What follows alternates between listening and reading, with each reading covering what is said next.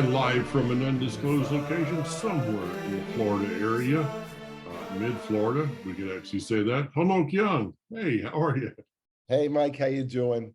I'm You fine. know, I think I've finally kind of settled into the U.S. time zones here, Well, at least a little bit. that didn't Uh, take too long. no, flying was as much fun as I always remembered. So, what's weird is after all these trips, you'd really think that I have packing down, and like I think I got everything with me that I needed, but you think like, so where did I put the shaving stuff? Wait, Yeah, no, did I bring some toothpaste or do I need, it's anyway. So yeah. it. If anyone was ever wondering, is Hanoch Young a very organized person? You know, It's funny in certain areas yes, it's when true. when I'm Yeah. guiding and Hmm. I've got all my materials laid out and this is the chart with Yeah, this and this is the picture of that. But it's like, packing, it's, yeah, I don't know. I know, I know.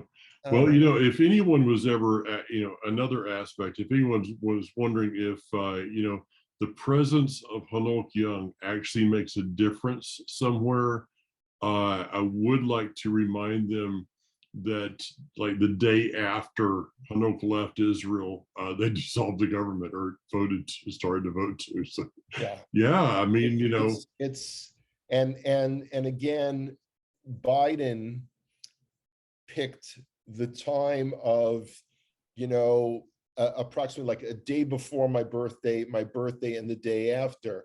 That's the only time he can come to Israel. And it doesn't really matter to him whether he's meeting the current prime minister or the interim prime minister, which is what Yair Lapid will be, um, because that's so many days away. They don't want to confuse the poor guy, so we're just going to leave it as it is. well, I heard they were going to rent a, bicycle down on the Mediterranean so you can take a ride. I don't. It's just it's so Sad. bizarre. It's a sad time that we live in. I don't have to be concerned about all these things because I really have no trust in any politician at all. So it really doesn't matter. But and let's move on to some other things. You're going to be as we're recording. Just as a news flash, the Kol Yehuda website is down. So if I'll have to anyone check that. would like to visit Hanoch in the Brandon, Florida area, Facebook, email, either one.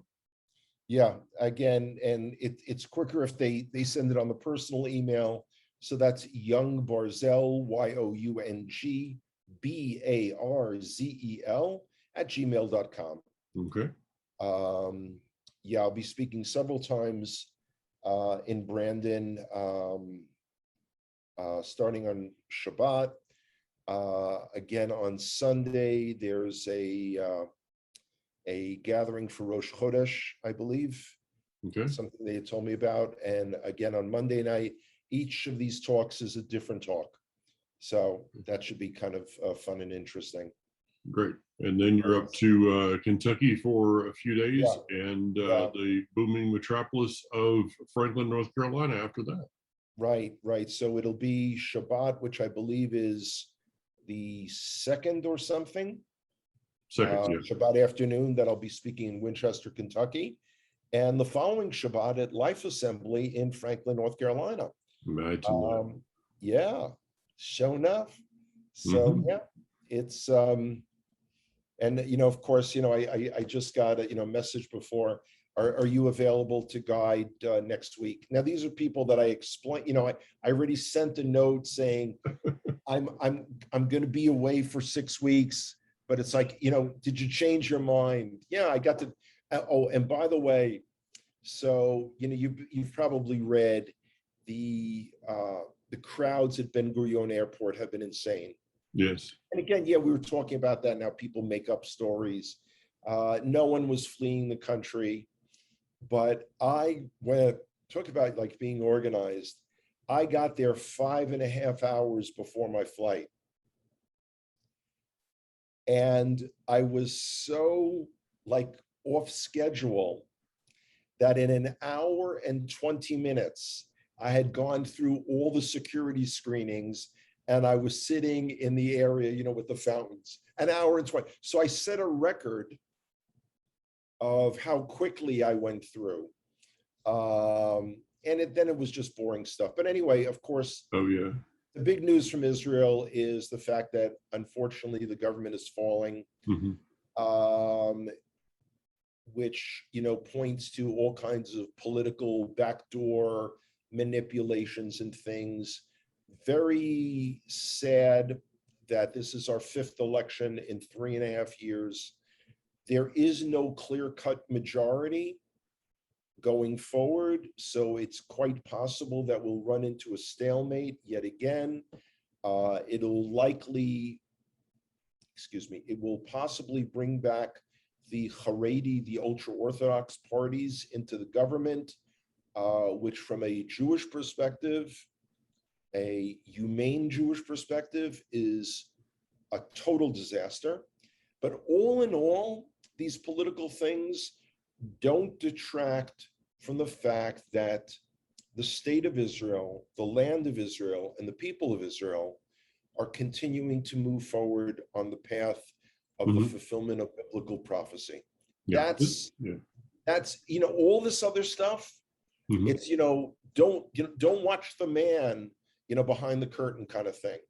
And that's part of what I'm going to be sharing over the next few weeks, in that everyone is so focused on either what's going on in Walmart or what's going on in Washington, 6 of one, half dozen or another, or just the price of gas is more this week than it was last week. It's kind of like, if that's where your focus is, y'all ain't going anywhere. Yeah, I got that. Well, and that's really the essence of where we're at this week in our Torah portion. As far as I know that in Israel, I guess you guys are ahead 1 week. So yes. You had, and when does that come back together? Do you have any idea? This is the lingering remains of jet lag. I knew, and I'll remember it probably about 3 minutes after we log off. Okay. Think, oh yeah, but okay. Yeah, no, we do a double. It doubles up and somehow it straightens out. Yeah, Dov Kempinski was trying to explain to me the reason why, and it was just like, I don't understand. But so basically, it comes down to this: is you get to study the Torah portion of the 12 spies twice, which is kind of like, okay. Yeah, I mean, me personally, yeah. So again, since I view that Hashem runs the world, yeah, sometimes to play with my head, there are. It's not all about me though. It just seems that way. Yeah. It's that in my mind, honestly, all jokes aside, there's a hidden lesson there. And the lesson, you and I have discussed this many times, and we've shared this with people. It's the issue of the good report of the land. And it's which of course leads into, there's a good report because of what it means to us. And that's the dividing line. That's the line in the sand. If it really means something. And if it really means something, then you've got to engage and be involved. And to this day, for years, I have struggled with, why aren't your messages even more popular than they are, Mike? You're such a great teacher. Your insights are really great. And then it became so obvious to me. It's because you're asking people to be committed. and people really, they want a message that'll make them feel good, Mhm. but the call to have to do stuff is not always the most popular. No, it isn't. But as I've said to our congregation at Life Assembly, and thank you for your kind words, by the way. Um, I've said to our congregation at Life Assembly, I would much rather be in a room with 10 committed people than I would with 1,000 that aren't. So it's, Yeah. as I think you brought out the word here that is a word of the day: focus. It's like the 10 tribe, the 10 spies, the 10 tourists. We could kind of use that play on words. They got their focus in the wrong place. They started looking at giants and all that kind of stuff, and ended up becoming bird food. It was the 2 spies that kept the right focus, and that focus was on the coming kingdom. We got to do the same thing. I've got to do the same thing with people. It was all I could do yesterday to delete my Facebook account because of I just, knew it. Okay. yeah. Okay. It's really hard. Okay. As someone who lives on Facebook.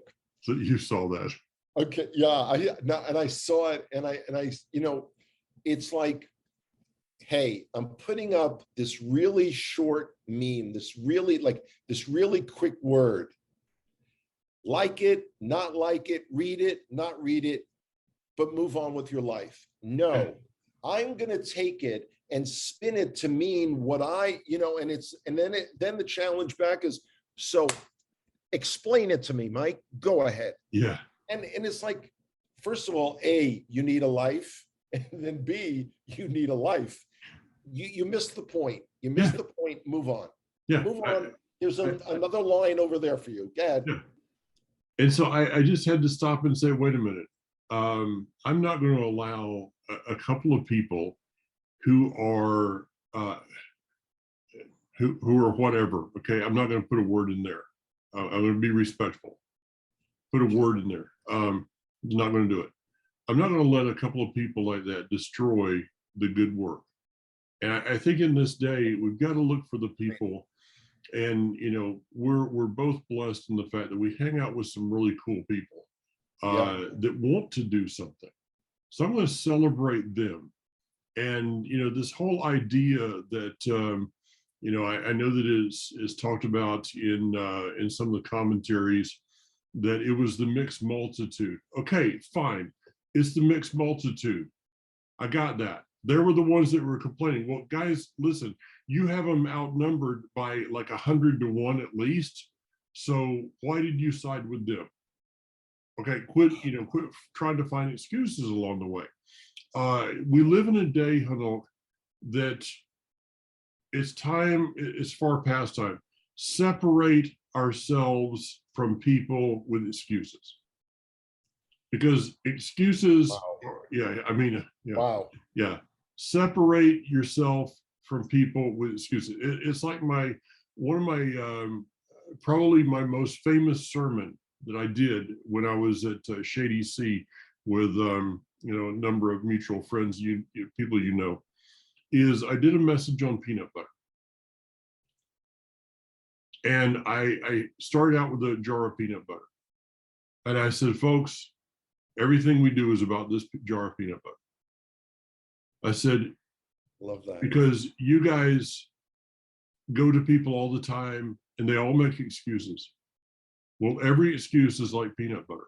And they're all looking at me, and I said, it's like this. The guy the pastor went to one of his congregants one time and said, brother, haven't seen you in church for a while.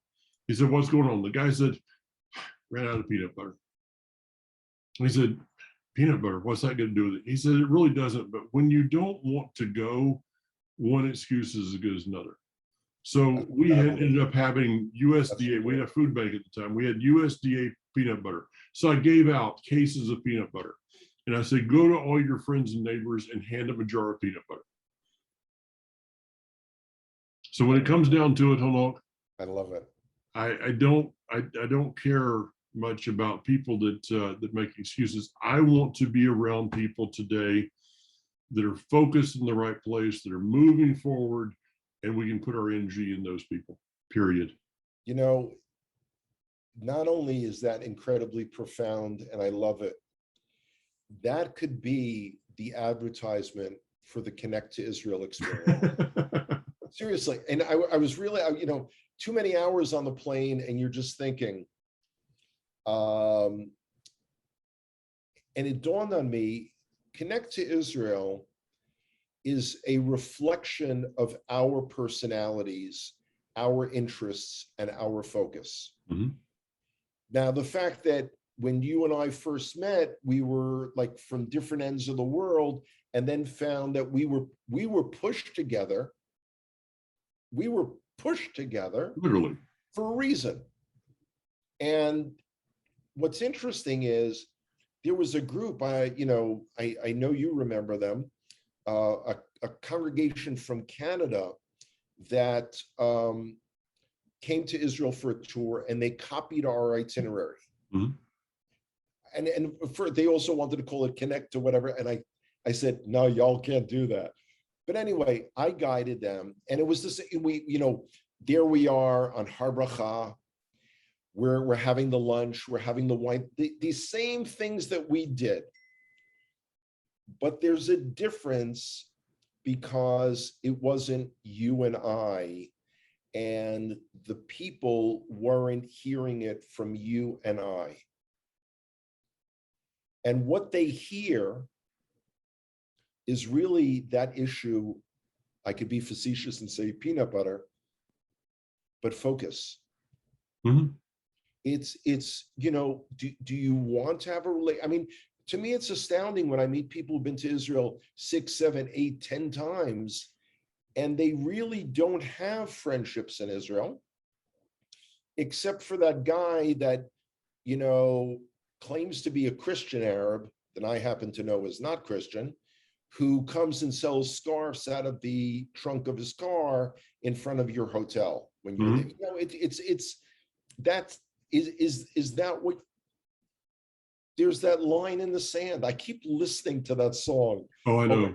And I can't believe, by the way, I thought it was like, I seem to remember it being like 4 or 5 years old, but it's like at least 11 years old. Oh yeah, yeah. Josh was just a little guy then. This was quite a few years ago, and they were driving down the road. This was during the, I can't remember the name of the tour that they were doing. A bunch of the guys were driving around and talking about Hayavel, and they're driving down the road, and he grabbed his guitar, and that song came forth. And Josh told me the other day, he says, it's the only song I've ever written. I've tried to write more. I said, well, when you write the song, Yeah. it's like, you don't need any more. It is more, it is the sort of divine one-hit wonder list. But it says it. Let me throw something at you. We have not talked at all really since you got here. And I've right now, and maybe we can do this when you're here as a precursor. There is a concept that is not taught much in Judaism, modern day Judaism, has been for the most part lost in Messianic Hebrew roots circles. Okay. Christian circles would have no idea what the circle is we're talking about is. And that is the concept of Ephraim. Ooh. Wow. Batia Wooten, in her book, Who is Israel, brought forth and defended and fought for and battled this thing of Ephraim. Yeah. But it's been very seldom lately. Eddie Chumney still teaches on it occasionally, but I've really thought about going back and teaching once again on the concept of Judah and Ephraim. I've said this. I got kicked off a radio program, and a radio program in Israel, by the way, Worldwide radio program. I got kicked off the radio for saying this, that I believe that if you do not understand the concept, the basic concept, not going into Eddie Chumney detail, okay? I love Eddie. That wasn't a slam against Eddie No, certainly by not. any means. But if you don't understand the basic concept of Ephraim and Judah, you really don't understand the scriptures. That Yeah, and that is, that chapter of Ezekiel 37 of the two sticks, that is pivotal. That chapter is pivotal, I believe, in understanding the scripture itself. You agree? Probably. yeah, it's what I'm kind of struggling with is it's been 28 years since I was first really exposed to that. And it's truly, once you see it within the Tanakh, within the Hebrew Bible, you cannot unsee it. Huh. And unfortunately, is over much of the last 28 years, I've gotten involved in kind of the mud and sludge of what people are trying to do with it and take it and twist it and use it for their own means. But you're right. And through my discomfort with people who've claimed to be part of this movement for the restoration of Judah and Ephraim, I have never once doubted that it would occur because it's promised. And we believe in a God who keeps his promises. And we can see it with the modern state of Israel and the beginnings of the ingatherings of the exile and all the elements. And, this is a lot of what I'm hoping to touch upon in the next few weeks. But yeah, I'd love to sit and chew on that more with you. Well, I tell you what, we're going to announce something that Hanoch will be at my house, sitting right here in this area, on July 4th is what is planned, Bezrat Hashem. And so Hanoch on the 5th, after you get a little bit of time to rest up from your drive down, let's do this. Let's do a message between the two of us that we can release. And then after that, I'm going to go into probably a 2-month. And now, and I'm thinking about this, Hanoch, is that with all the things that are going on in the world, the wars, I mean, Matthew chapter 24, okay, I can go to that. The wars, the rumors of wars, the famines, the earthquakes, the pestilence, the global whatever, the political upheaval, an earthquake in Afghanistan today, over 1,000 people are dead. Yeah. All of the things that are going on. What has kept me from doing this, or what's been my thought process right now, is with all of that that's happening, doesn't it seem a little irrelevant to go back and speak on this? But here's what just came to me. Oh, yeah. Hot off the press.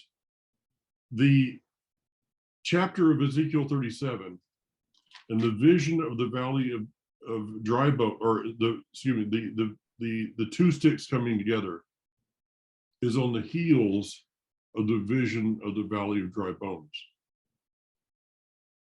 After a prophetic message of the Shoah, the Holocaust, the next message is about Ephraim and Judah coming together.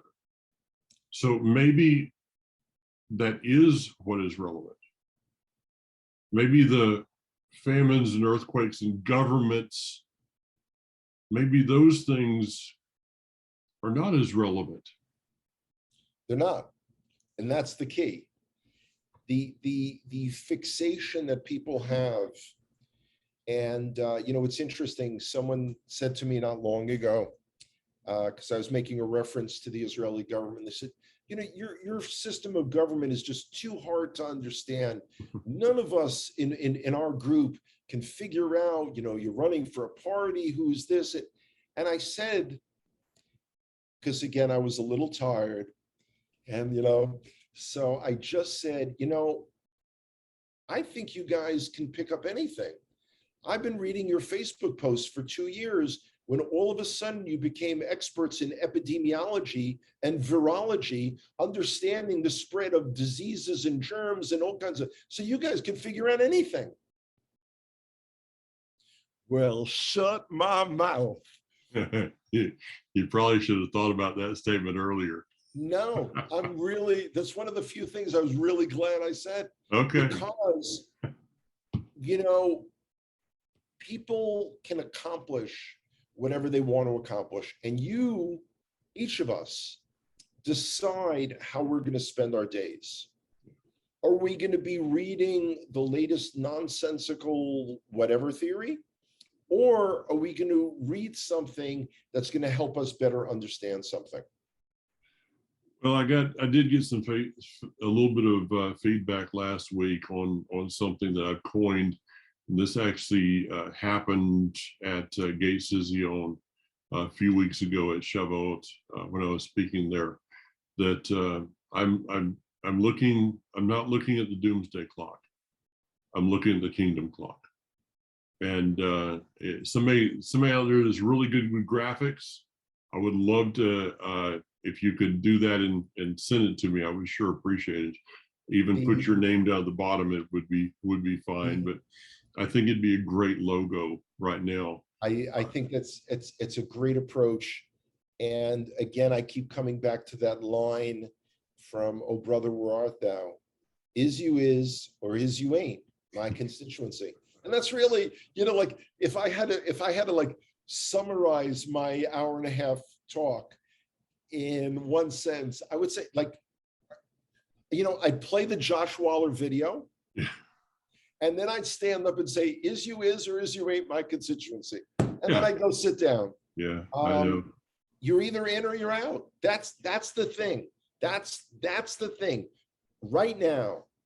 And this may be among the last opportunities to join the side of the good guys. It's, I mentioned this again at Gates a few weeks ago, that it was a number of years ago, there was a presidential candidate that they gave him one slogan. Now, this guy got into all kinds of other weeds and issues later on, probably literally, but they gave him one slogan. And it was reported that in the campaign headquarters, they wrote up on the board, "It's the economy, stupid." And so no matter what issue he was given, no matter what interview he was in, no matter what the subject was, it's the economy. It's the economy. It's the economy. He won. He won. Is it possible that we need to write up on our board, somewhere along the way, it's the kingdom? Not is the kingdom stupid, okay? But it's the kingdom. It's the kingdom. It's the kingdom. It's the kingdom. And if, by the way, you're wondering what the subject should be, it's the kingdom. I would say that either you're working towards it or you're working to prevent it. That's really the choice. There is no middle ground. There is no, I'm going to watch and I'm going to check it out and I'm observing, that kind of stuff. Mm-hmm. Well, let me give you something, if I can find it here. Yeah, this is from your one of your favorite one of your favorite people, Rob Shaul. I think he's probably one of your favorite rabbis, right? You mean Paulus? Yeah. Yeah, I know him. From what I've studied, I think he would be most comfortable with his Greek or Latin name. But well, I'm going to give you a place. I'm going to give you a place that you're going to actually, maybe he's going to change in your opinion. Okay, this is in the book of Acts. I was reading this not too long ago. In Acts, in chapter 19, it says that Shaul went into the synagogue And for 3 months, he spoke out boldly, engaging in dialogue and trying to persuade people about the kingdom of God. But some began hardening themselves and refusing to listen. Ladies and gentlemen, you've heard it first right here.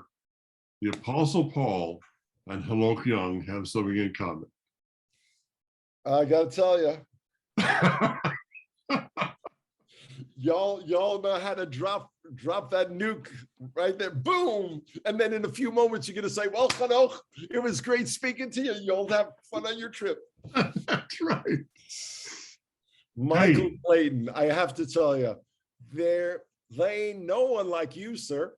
Hey, we're both one of a kind, and everybody's thanking the Father for it, right? I was looking at that. I was reading through that the other day, Hanoch, and it was such an encouraging word.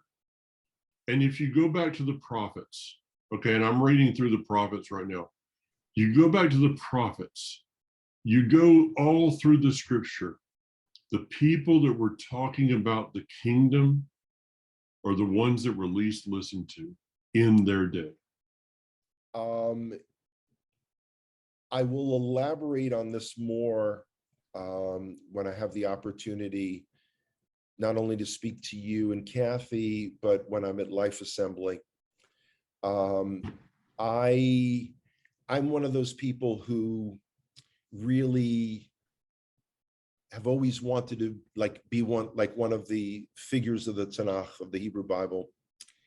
And, not the standard ones like David, or Shlomo, Solomon. For me, it was always Shimshon, Samson. I had all this big brown, wavy hair. I really liked getting strong. I had already made probably every disastrous choice in relationships with women. I mean, I was there, but I'm finding more that I'm becoming more like Jeremiah, where you're saying, like, come on, guys, we're on the highway to hell. Come on, and this is, I was deeply upset. I was actually in the air when the decision was made by Prime Minister Bennett to fold the government. Yeah. And so, I'm struggling to get my SIM card in, my US SIM card. And so, I'm on the ground at JFK the other day, and I see the government, and I was profoundly sad. And then I said, what the heck? What the heck? And it's irrelevant. It's a sideshow. Yeah. Our government in Israel is as much of a sideshow as the government of the United States, whether that's on the state, local, or federal level. To quote Kathy and my son Daniel from the other day, we were talking about something that it was not anything having to do with this, but he came up with a statement that I loved, and I think I'm going to put this. This is one that we can use toward governments these days. Not my circus, not my monkeys. I love it. Yeah. I love it. And it's what's amazing is you see, like, who posts up pictures of Israel and who posts up pictures of the latest prices at the gas pump. What's your focus? What's your focus, guys? Yeah. Anyway. Got that.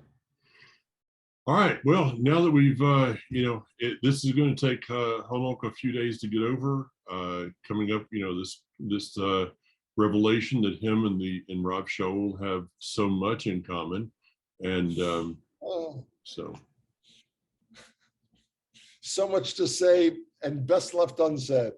Anyway. For once, you got it right. Okay, buddy. Take care of yourself. We'll see you today. We'll see you. Well, we got to record next week, and then after that, you'll be here, I guess. So, where am I next week? I don't know. I don't even know what today's date is. Hang on one second. Aren't I with you next week? No, today's the 22nd. You have to. No, that's right. That's right. I'll be. Yeah, I'm still in Florida. You're right.